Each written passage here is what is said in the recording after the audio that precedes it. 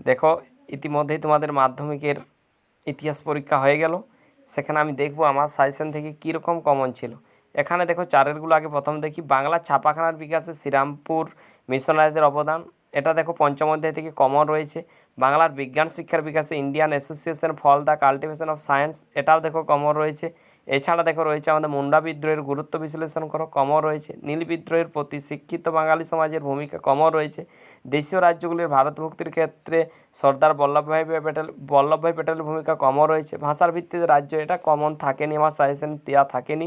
এছাড়া সভ্যতার বিকাশ ইতিহাসে যানবাহন যোগাযোগ, এটাও আমার কাছ থেকে কমন থাকেনি। সংবাদপত্রে সম্প্রকাশ পত্রিকার গুরুত্ব বিশ্লেষণ করো, এটাও দেখো আমার কাছ থেকেই কিন্তু কমন ছিল। তাহলে একবার আমরা দেখে নিই যে আদৌ ছিল কি না, সাজেশনটা একবার দেখে নিই। দেখো এখানে প্রথম অধ্যায় যদি আমরা দেখি, প্রথম অধ্যায় থেকে দেখো সোমপ্রকাশ, এ দেখো সোমপ্রকাশ পত্রিকার গুরুত্ব সরাসরি কমন।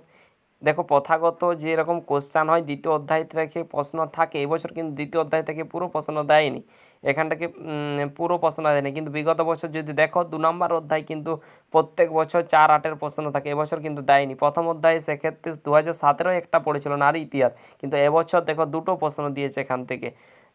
এছাড়া দেখো আমি দেখি তৃতীয় অধ্যায় থেকে দেখো আমাদের শিক্ষিত মধ্যবিত্ত শ্রেণী কী ভূমিকা ছিল। দেখো বাঙালি আর শিক্ষিত মধ্যবিত্ত শ্রেণী প্রায় এক, এখানে দেখো নোটটায় কি ওইভাবেই লেখানো রয়েছে। এছাড়া রয়েছে দেখো এখান থেকে মুন্ডা বিদ্রোহের ফলাফল, এই দেখো আলোচনা করে এখানে লেখা রয়েছে। এছাড়া দেখো 8 যদি দেখি কোশ্চান, সেখানে সন্ন্যাসী ফকির বিদ্রোহের তাৎপর্য দেখতে পাবো। এছাড়া সন্ন্যাসী ফকির বিদ্রোহ সম্পর্কে আলোচনা করা, এটা জিস্টে লেখানো রয়েছে, আমার ব্যাচে যারা পড়ে তারা জানে সকলেই। এছাড়া এই বিদ্রোহ ব্যর্থ হলো কেন, দেখো ওইগুলো পড়লেই কিন্তু সন্ন্যাসী ফকির বিদ্রোহ সম্পর্কে আলোচনা করা পারা যায়, আর তাৎপর্য আলাদাভাবে লেখা ছিল। এছাড়া আমাদের অন্যগুলো যদি আমরা দেখি অন্য চ্যাপ্টার থেকে, সেক্ষেত্রে দেখো চতুর্থ অধ্যায় থেকে এবছর প্রশ্ন আসেনি। পঞ্চম অধ্যায় যদি দেখি, এখানে দেখো আমাদের মহেন্দ্রলাল সরকার কিন্তু হুবহু কমন ছিল। এখানে 2-এ দেখো সাজেশনটা বিজ্ঞান চর্চার বিকাশে আইএসিএস ও মহেন্দ্রলাল সরকারের ভূমিকা, মহেন্দ্রলাল কমন রয়েছে। এছাড়া এখানে দেখো 10-এর দাগে প্রশ্ন দেখো বাংলার মুদ্রণ শিল্পে শ্রীরামপুর ছাপাখানার অবদান, হুবহু কমন। এছাড়া ছাপাখানার বিকাশে ঈশ্বরচন্দ্র বিদ্যাসাগরের ভূমিকা, এটা দেখো 8 নম্বরের কমন ছিল। এরপরে আমরা যদি অন্য চ্যাপ্টারগুলো দেখো, ষষ্ঠ অধ্যায় থেকে সেমন প্রশ্ন দেয়নি। সপ্তম অধ্যায় থেকে এখান থেকে দেখো প্রীতিলতা ওয়াদেদার দেখো কমন রয়েছে। দীপালি সংঘ দেখো কমন রয়েছে, দীপালি সংঘ। এছাড়া দেখো এখানে অষ্টম অধ্যায় থেকে সর্দার বল্লভভাই প্যাটেল। তাহলে দেখো অধিকাংশ প্রশ্নই কিন্তু আমার সাজেশন থেকে এবছর এসেছে। এখানে 8 নাম্বারগুলো একটুকু দেখে নিই আমরা।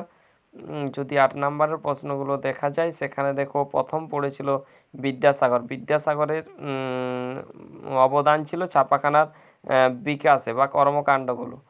এছাড়া দ্বিতীয় প্রশ্ন আমাদের কি পড়েছিল না প্রীতিলতা ওয়াদেদার, এছাড়া দীপালি সংঘ, এটাও দেখো আমার সাজেশন থেকে কমন ছিল।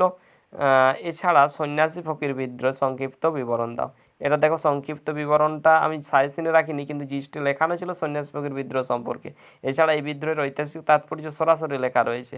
তাহলে এটাও কমন, বিদ্যাসাগরও common, Pritilata common, Dipali Sangha common. তাহলে 8-এর দেখো এগুলো সবগুলোই কিন্তু কমন ছিল আমার সাজেশন থেকে।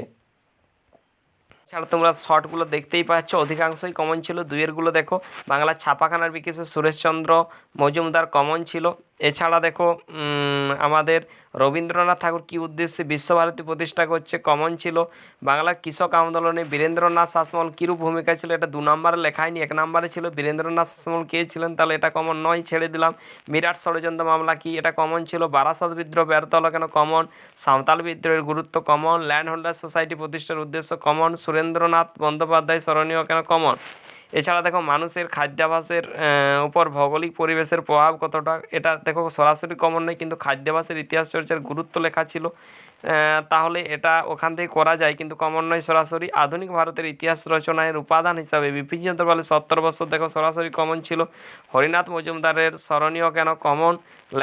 লর্ড হার্ডিজের শিক্ষানীতি, যেখানে 1844 সালে বলছে যে যারা ইংরেজি জানে তাদেরকে চাকরিতে আগে নিয়োগ করা হবে, অর্থাৎ ইংরেজি শিক্ষা আবশ্যিক, এটা কমন, অলিন্দি যুদ্ধ কমন, নারী কর্মমন্দির দেখো কমন, শেখ আবদুল্লাহ কমন, দার কমিশন কমন। তাহলে অধিকাংশ প্রশ্নই কিন্তু আমার কাছ থেকে কমন ছিল।